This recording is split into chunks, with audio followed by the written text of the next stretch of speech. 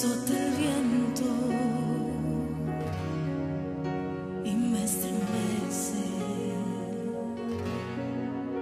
El enemigo luce más fuerte contra los justos. Planea la muerte. En quien mis ojos fijaré, miraré al Rey, al Dios inmortal, confiaré en Él, su ayuda vendrá, cantaré con fe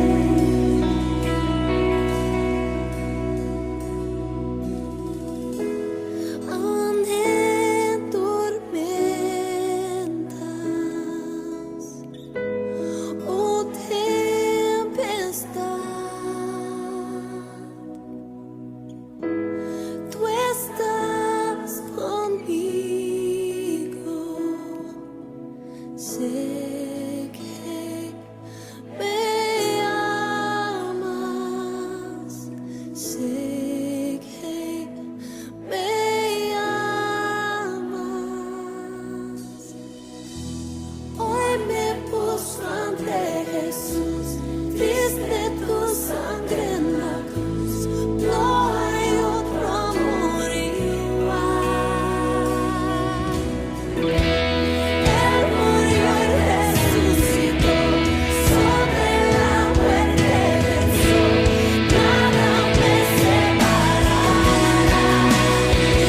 la oración, conmigo habló,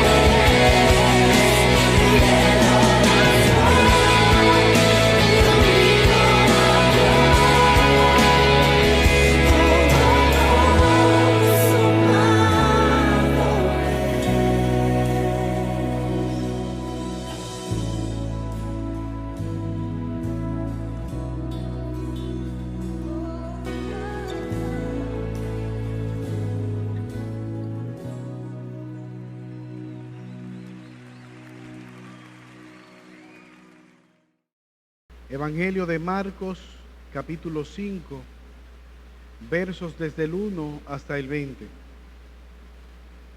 Estamos predicando una serie en este Evangelio de Marcos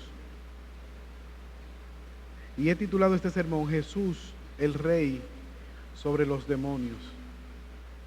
Marcos capítulo 5, versos desde el 1 hasta el 20. Leemos la palabra de Dios en el nombre de Jesús. El endemoniado gadareno. Vinieron al otro lado del mar, a la región de los Gadarenos, y cuando salió él de la barca, enseguida vino a su encuentro de los sepulcros un hombre con un espíritu inmundo, que tenía su morada en los sepulcros, y nadie podía atarle, ni aún con cadenas, porque muchas veces había sido atado con grillos y cadenas, mas las cadenas habían sido hechas pedazos por él, y desmenuzados los grillos, y nadie le podía dominar. Y siempre, de día y de noche, andaba dando voces en los montes y en los sepulcros, e hiriéndose con piedras. Cuando vio pues a Jesús de lejos, corrió y se arrodilló ante él, y clamando a gran voz dijo: ¿Qué tienes conmigo, Jesús, Hijo de Dios Altísimo? Te conjuro por Dios que no me atormentes. Porque le decía: sal de este hombre, espíritu inmundo. Y le preguntó: ¿cómo te llamas? Y respondió diciendo: Legión me llamo, porque somos muchos. Y le rogaba mucho que no le enviase fuera de aquella región. Y estaba allí cerca del monte un hato de cerdos paciendo. Y le rogaron todos los demonios diciendo: envíanos a los cerdos para que entremos en ellos. Y luego Jesús le dio permiso, y saliendo aquellos espíritus inmundos, entraron en los cerdos, los cuales eran como 2000. Y el hato se precipitó en el mar por un despeñadero, y en el mar se ahogaron. Y los que apacentaban los cerdos huyeron y dieron aviso en la ciudad y en los campos, y salieron a ver qué era aquello que había sucedido. Verso 15. Vienen a Jesús y ven al que había sido atormentado del demonio, que había tenido la legión, sentado, vestido y en su sano juicio cabal, y tuvieron miedo. Y les contaron los que habían visto cómo le había acontecido al que había tenido el demonio y lo de los cerdos. Y comenzaron a rogarle que se fuera de los contornos. Y al entrar él en la barca, el que había estado endemoniado le rogaba que le dejase estar con él. Mas Jesús no se lo permitió, sino que le dijo: vete a tu casa, a los tuyos, y cuéntales cuán grandes cosas el Señor ha hecho contigo y cómo ha tenido misericordia de ti. Y se fue y comenzó a publicar en Decápolis cuán grandes cosas había hecho Jesús con él. Y todos se maravillaron. En la mañana del 8 de septiembre de 1923, un escuadrón de barcos de guerra, liderado por un barco llamado USA Delphi, estaba pronto para participar en una serie o en una misión de entrenamiento. Rumbo a San Diego, pasó por la costa de San Francisco y en medio de una neblina, el capitán se arriesgó y condujo a 20 nudos aquel buque de guerra, quedando totalmente varado en aquella bahía. Aquel barco chocó con una peña y rompió el casco en varios pedazos. Rápidamente trató de advertirle a los demás buques que venían detrás de él, pero también corrieron la misma suerte. Y aquel día 7 buques de guerra quedaron totalmente destruidos. 23 tripulantes perdieron la vida en aquel accidente. Y lo que llama la atención es que en este día los Estados Unidos perdió más barcos que en toda la Primera Guerra Mundial. Estos barcos no llegaron a entrar ni siquiera a la guerra, quedaron totalmente destruidos. Como una pequeña niebla causó más daño a los barcos que la Primera Guerra Mundial. Y al ver esta tragedia, nosotros podemos decir que es difícil tripular un barco a ciegas, pero es más triste y desgarrador vivir una vida en tinieblas. No porque se sea ciego físicamente, sino porque esté influenciado por el poder de Satanás y se viva en unas tinieblas espirituales. El texto que nosotros acabamos de leer narra la historia de un hombre que vivía en plena ceguera, poseído totalmente por Satanás. Y este texto toma relevancia porque nosotros vemos en este mundo mucha oscuridad. Pero también si tú estás aquí y eres presa de algún pecado oculto, hoy en este texto nosotros también vemos esperanza para ti. Si tienes un matrimonio, una familia que necesita ayuda o que va rumbo a la deriva, en este pasaje hay esperanza. Pero para nosotros como iglesia que tenemos que cumplir la gran comisión encargada por Cristo, este texto también nos da esperanza. Al ver el poder de Jesús sobre el Satanás y sus demonios, tú y yo podemos confiadamente cumplir con la gran comisión. Lo voy a repetir. Confiando en el poder que tiene Jesús sobre Satanás y sus demonios, tú y yo podemos cumplir con la gran comisión. Acompáñame en oración en esta mañana. Señor, te alabamos y te bendecimos y te damos gracias. Gracias, oh Padre Celestial, por tu palabra. Gracias, oh Dios, porque ella es viva y es eficaz. Una vez más, oh Dios, te rogamos que nos hables por medio de ella. Utiliza tu palabra como instrumento para traer al arrepentimiento, oh Señor, a aquellas personas que pudieran estar en este lugar y no te conocen. Pero al mismo tiempo, danos valor para proclamar tu evangelio en momentos de dificultad, en momentos de profunda incertidumbre, de profunda tinieblas que vive la humanidad. Ayúdanos, oh Señor, a confiar en el poder que tú tienes sobre las fuerzas de maldad. Estos favores te lo pedimos por Jesús. Amén. He dividido este sermón en 3 encabezados. Primeramente, que podamos ver el poder destructivo de Satanás y su demonio, versículos 1 al 5, que podamos ver el poder restaurador de Jesús y finalmente la respuesta ante esta realidad. Ante la realidad de que los demonios tienen poder, ante la realidad de que Jesús es un Salvador y restaurador poderoso, ¿qué respuesta podemos nosotros tener a esta realidad? Pero primero me gustaría poner este contexto, este pasaje en su contexto. En los versículos del capítulo 4, vimos a Jesús en una barca navegando hasta llegar a este lugar. Y en el versículo 41, los apóstoles se hicieron una pregunta. ¿Quién es este que aún el viento y el mar le obedecen? Y vimos en el sermón pasado que Jesús es Dios que tiene autoridad aún sobre el viento y el mar. De manera paulatina, Marcos nos está mostrando la divinidad de Jesús. Y hemos visto que Jesús tiene autoridad sobre las enfermedades. Jesús tiene autoridad para perdonar pecados. Jesús tiene autoridad para libertar a un endemoniado que estaba en la sinagoga. Jesús tiene autoridad para perdonar pecados. Y hoy vemos que Jesús tiene autoridad sobre una legión de demonios. Esta ciudad o esta área geográfica es un área gentil llamada Genezaret o Gadara. Y quizás algunas personas dicen, aquí hay una incongruencia con los nombres, pero es fácilmente explicable. Pudiéramos nosotros decir que así como Santiago para nosotros es conocida como la ciudad corazón, la ciudad de los 30 caballeros, la casa de las águilas, la capital del Cibao, todos nosotros estaríamos fácilmente identificando que se trata de Santiago.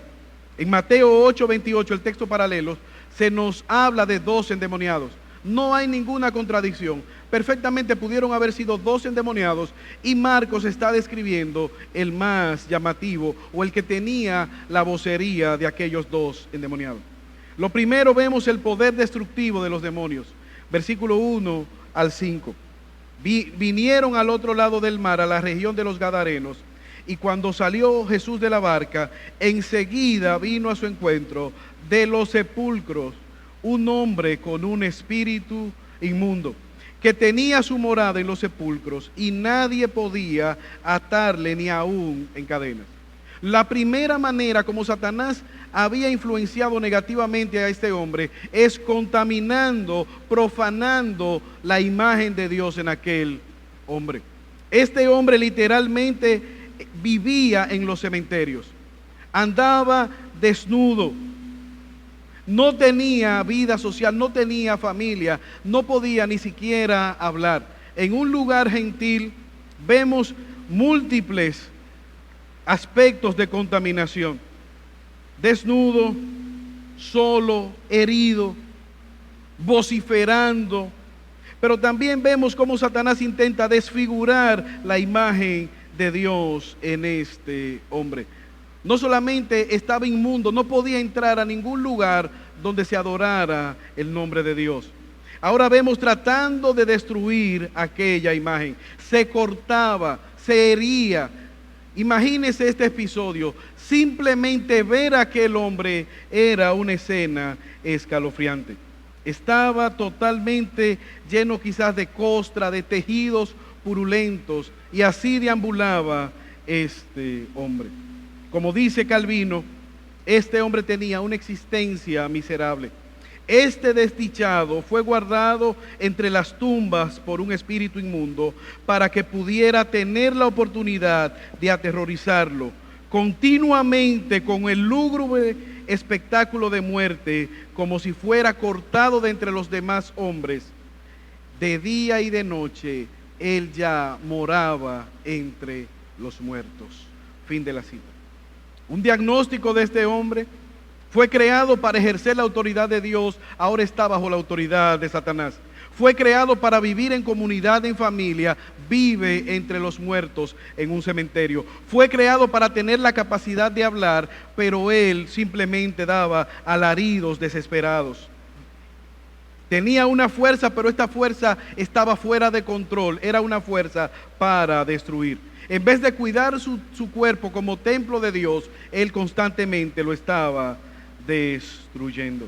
Es como dice Juan 8:44, el diablo como ladrón, o sea, Jesús dijo, el ladrón viene para matar, para robar y destruir. El diablo es un ladrón, él ha venido para hacer estas cosas: matar, robar y destruir.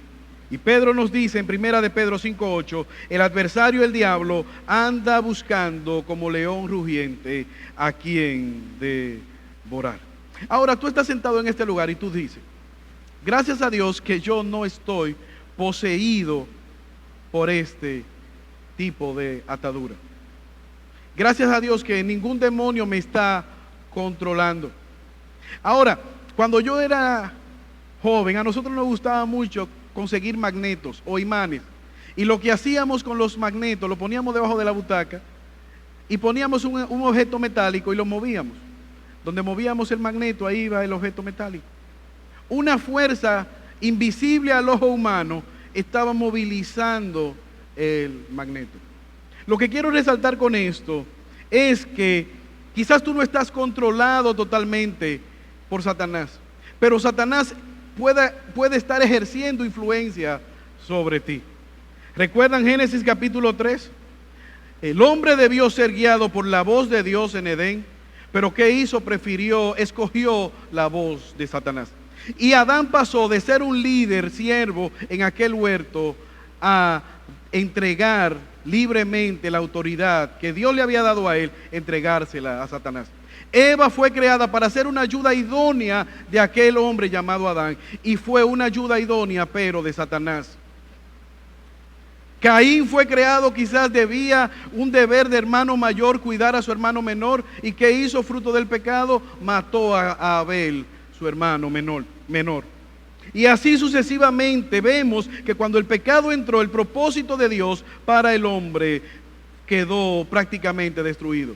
Y el objetivo de Satanás sigue siendo el mismo: apartarnos del propósito de Dios para nuestra vida.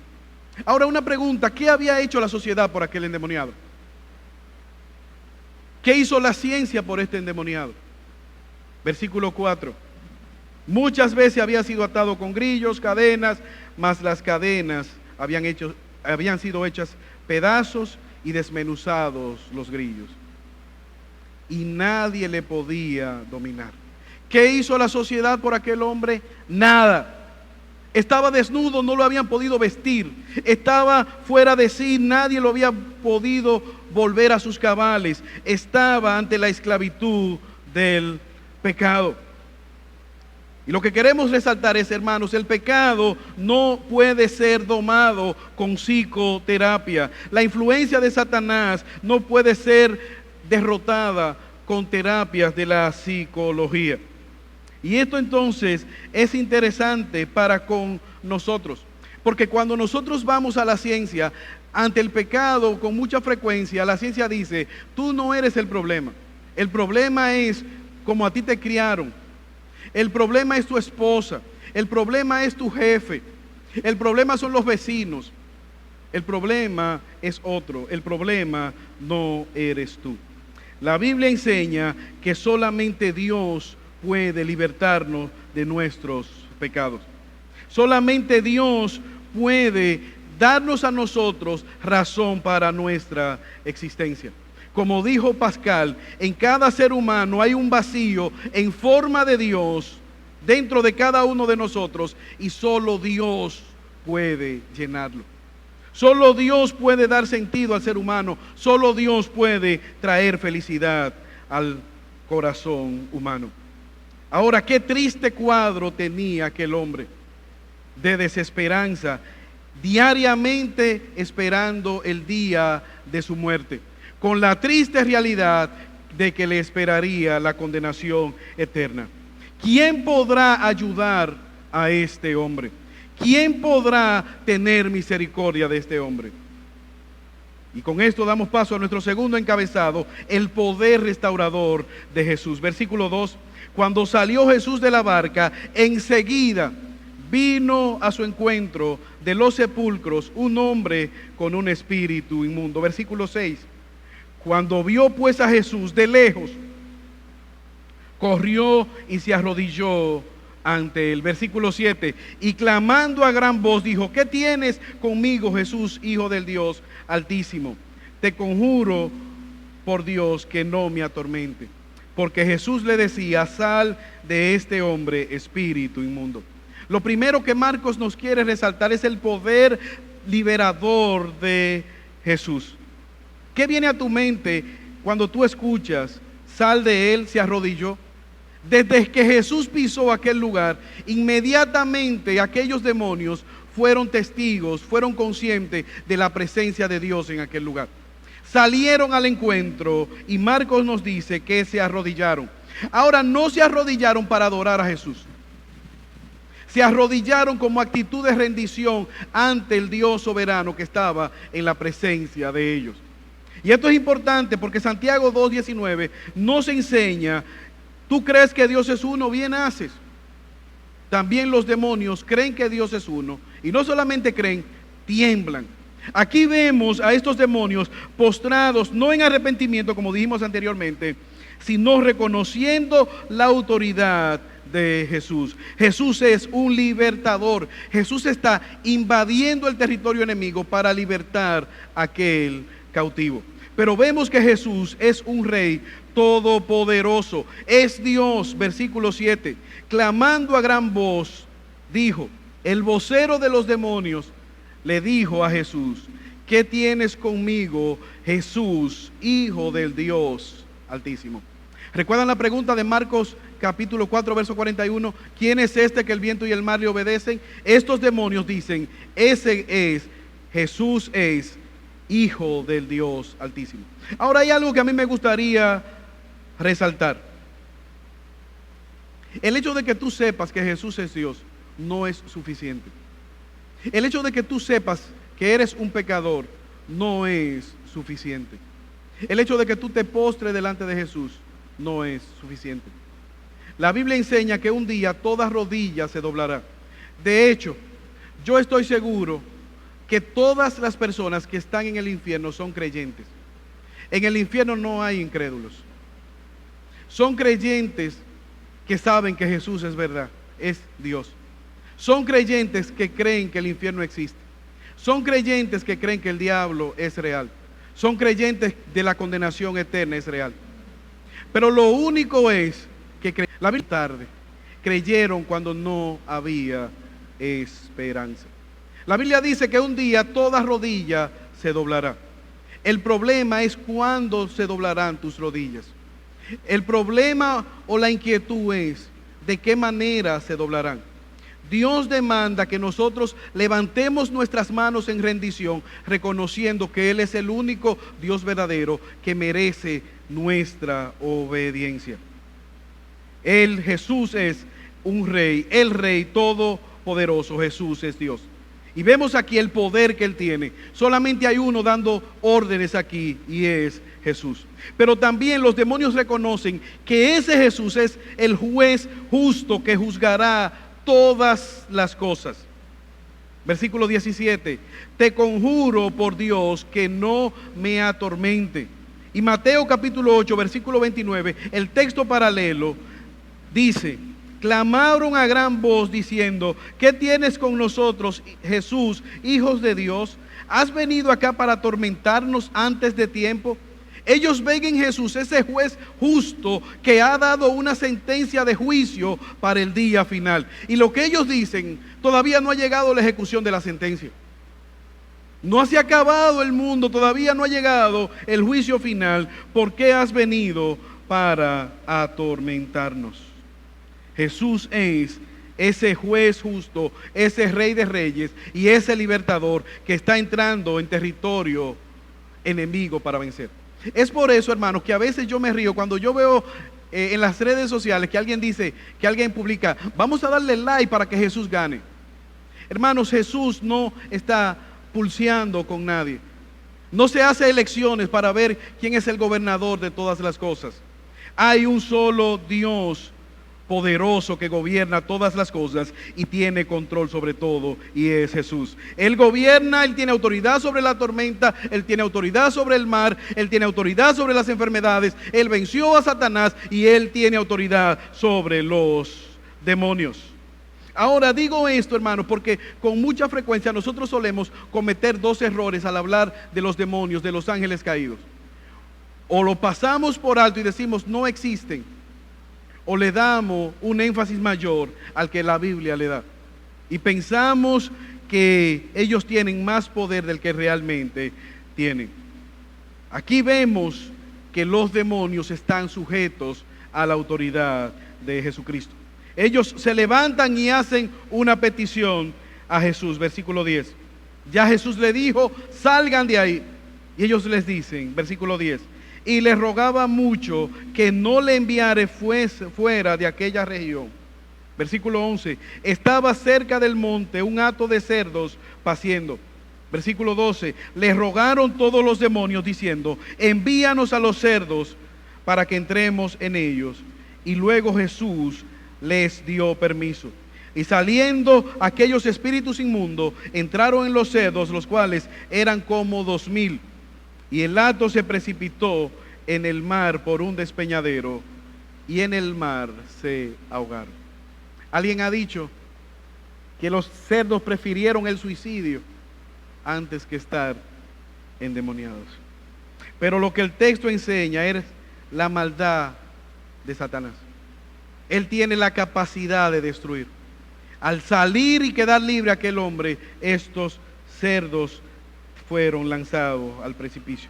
Ahora, lo más importante de este pasaje no es la marca de los cerdos, no es el poder que tenía simplemente Satanás para destruir los cerdos. El énfasis aquí es que Jesús está libertando a un hombre totalmente poseídos por los demonios. El énfasis aquí es que Jesús es el Dios verdadero que tiene capacidad de hablarle a los demonios y estos obedecen. El énfasis es Cristo es capaz de libertar al pecador perdido. ¿Qué ocurrió? Aquellos hombres que cuidaban los cerdos salieron corriendo y dieron aviso en la ciudad y en los campos de lo que había ocurrido. Y el versículo 15 nos dice que ellos volvieron con una multitud a ver lo que había sucedido. ¿Y qué encontraron? Que Jesús había restaurado a aquel hombre. Aquel hombre estaba sentado en paz para con Dios. Estaba hablando con Jesús, estaba vestido, podía hablar, podía comunicarse con otros seres humanos. Y quizás se preguntaban, ¿y será él? ¿Y es él? Y la gente decía, ¿qué le ocurrió? Solo hay una respuesta. Este hombre tuvo un encuentro con Jesús. Jesús estaba restaurando lo que el diablo había destruido. ¿Usted se acuerda del hijo pródigo? Se fue y vivió perdidamente, destruyó sus bienes, su vida, al punto que estaba anhelando comer la comida de los cerdos. Pero ¿qué ocurrió? Se acordó de la bondad de su padre y reflexionó diciendo, ¿cuántos jornaleros en la casa de mi padre tienen abundancia de pan y yo aquí padeciendo por mi pecado? Me levantaré e iré a mi padre y le diré, perdóname porque he pecado contra el cielo y contra ti. No soy digno de ser tu hijo. Ten misericordia. Y aquel padre amoroso le restauró. Aquí Jesús es ese Dios poderoso que está viniendo a este lugar a rescatar a un hombre que no tenía ninguna esperanza. Esto tiene para nosotros implicaciones, porque como iglesia nosotros estamos llamados a ser una comunidad de amor, una comunidad de misericordia, que discipline el pecado, pero al mismo tiempo abra los brazos para restaurar al pecador que se arrepiente y quiere ser restaurado. ¿Recuerdan 1 Corintios capítulo 5? Hay un hombre líder en la iglesia viviendo maritalmente con la madrastra. Como Pablo dice en Jam, disciplínenlo, entréguenselo a Satanás. Pero en 2 Corintios 2, 6 y 11 se nos dice que aquel hombre se arrepintió. Y Pablo dice, ábranle los brazos y recíbanle de nuevo a la membresía de la iglesia a aquel hombre que se ha arrepentido. Evidentemente, hermanos, que Jesús es poderoso para restaurar todo lo que el diablo ha dañado. Ante esta evidencia del poder de Jesús, ¿qué respuesta dieron aquellas personas? Y esto da paso a nuestro tercer encabezado, la respuesta ante esta realidad. ¿Qué debían ellos hacer? ¿O cómo responder ante este poder de Jesús derrotando a Satanás y sus demonios? Versículos 14. Y los que apacentaban los cerdos huyeron y dieron aviso en la ciudad y salieron a ver qué era aquello que había sucedido. Vienen a Jesús y ven al que había sido atormentado del demonio. Versículo 17. Y comenzaron a rogarle que se fuera de sus contornos. Wow. Este es el punto donde los gadarenos se dividen en dos: la multitud y los discípulos. Aquella multitud incrédula le dice: vete de en medio de nosotros. Jesús, aléjate de nosotros. 3 peticiones se le hacen a Jesús en este pasaje. Los demonios, déjanos entrar en los cerdos. Esta multitud, los gadarenos, vete de nosotros, aléjate de nosotros. Ellos ven al endemoniado o al ex endemoniado vestido, sentado, hablando en su justo cabal, en su razón. Tuvieron miedo y en vez de glorificar a Jesús, aléjate de nosotros. Qué pedido tan increíble, tan sorprendente. En vez de agradecer a Jesús que los había libertado del azote de aquel endemoniado, ellos quieren que Jesús se aleje de ellos. Y usted dice: qué sociedad tan perversa, qué gente tan malvada. Ahora, si tú y yo somos sinceros, hermanos, el ser humano no ha cambiado. El ser humano sigue perdido en su pecado. Al día de hoy, en nuestro país se está marchando para que se legalice el aborto, para que se promueve el matrimonio igualitario en contra de la voluntad de Dios. Había una campaña de sacar el escudo de la bandera, que tiene la Biblia abierta en su centro.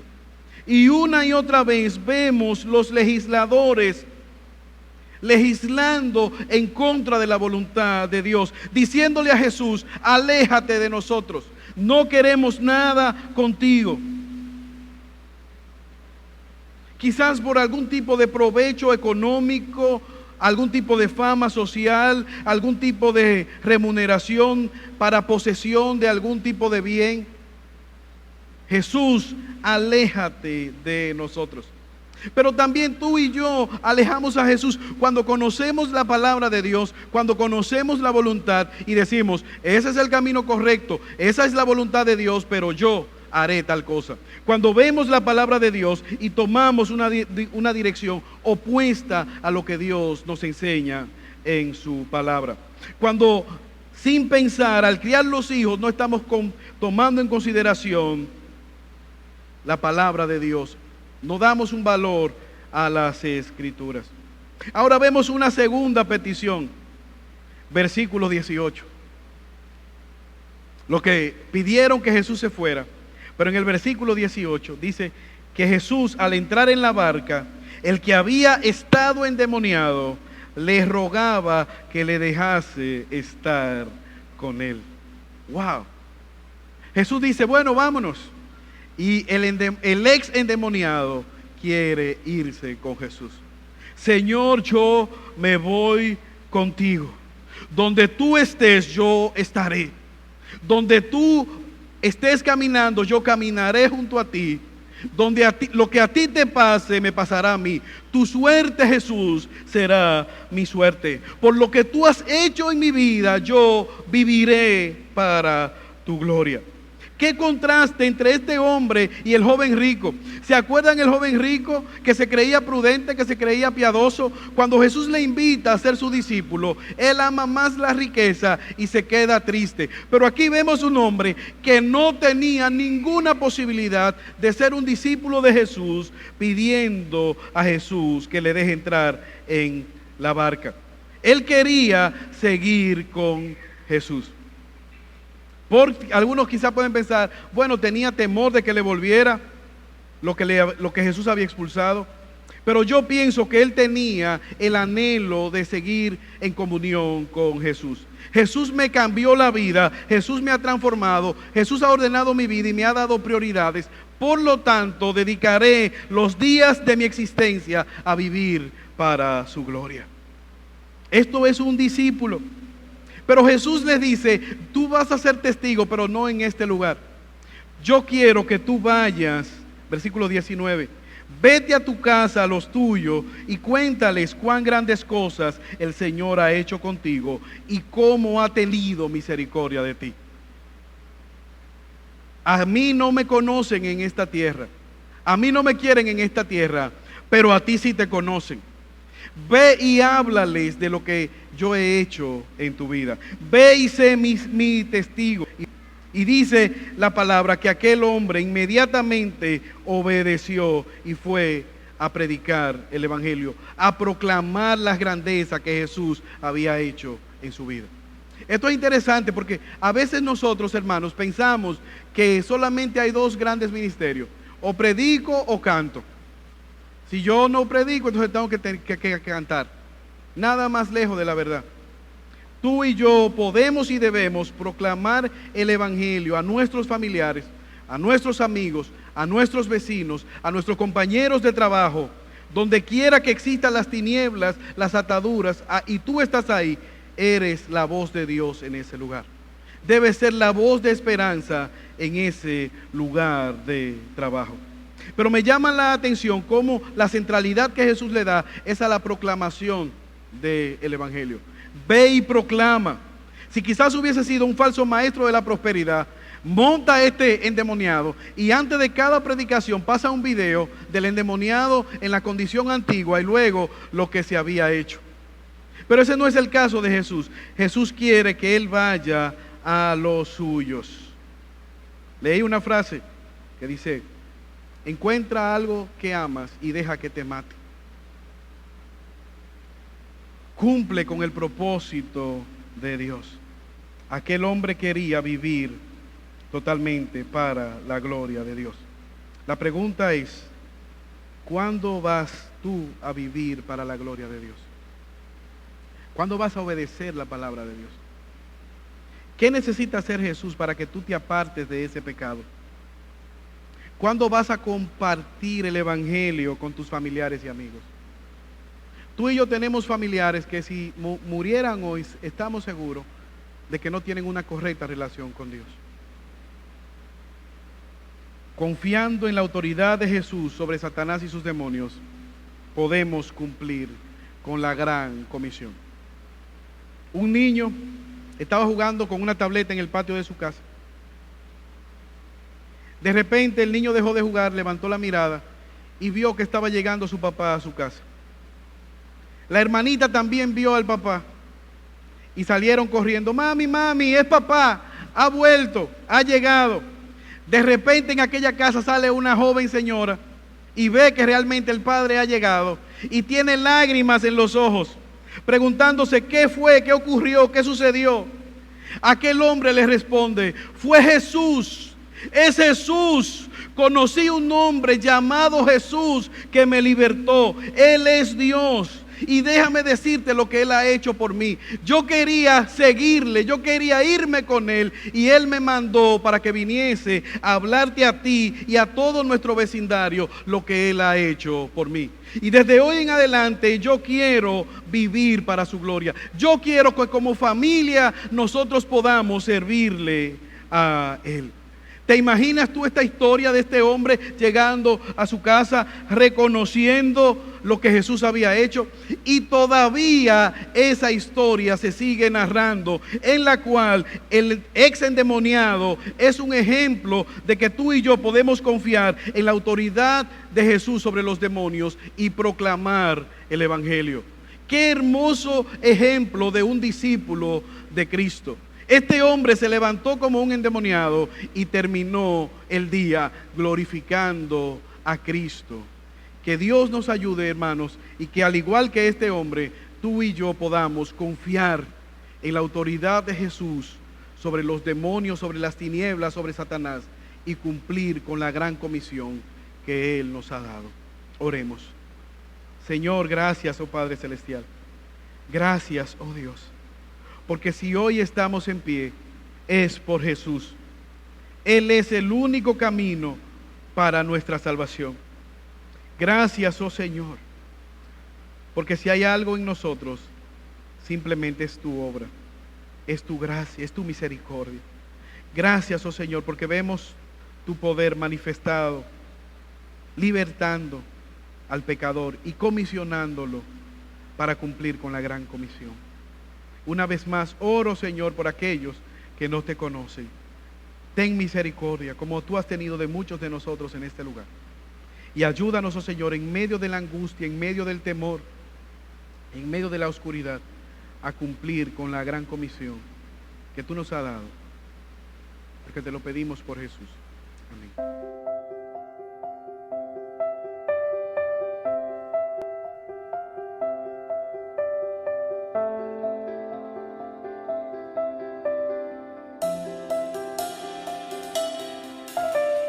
Al contemplar aquella cruz donde tú fuiste clavado, Jesús, al ver tu amor mostrado allí, mientras sufrías el dolor en ti, al verte en mi lugar, tu sangre derramar, y como un pecador mi salvación pagar, me postro a tus pies, tu nombre adoraré, y por la eternidad yo cantaré del misterio de tu amor.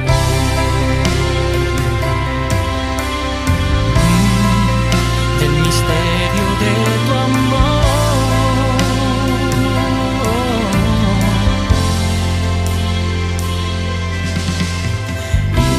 Hijo de Dios, Cordero fiel, herido fuiste por mi rebelión,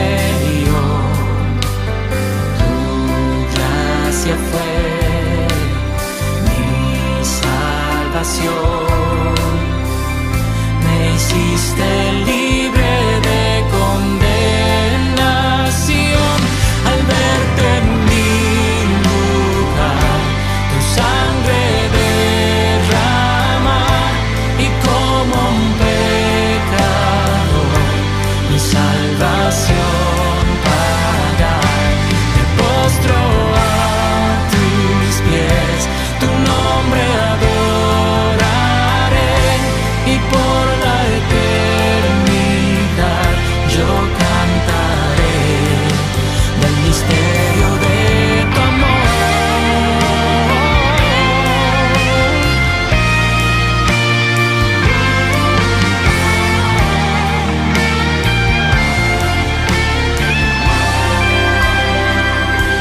Al verte en mi lugar, tu sangre derramar, y como un pecador mi salvación pagar, me postro a tus pies, tu nombre adoraré, y por la eternidad yo cantaré. Al verte en mi lugar, tu sangre derramar, mi salvación pagar, tu nombre adoraré, y por la eternidad yo cantaré del misterio de tu amor.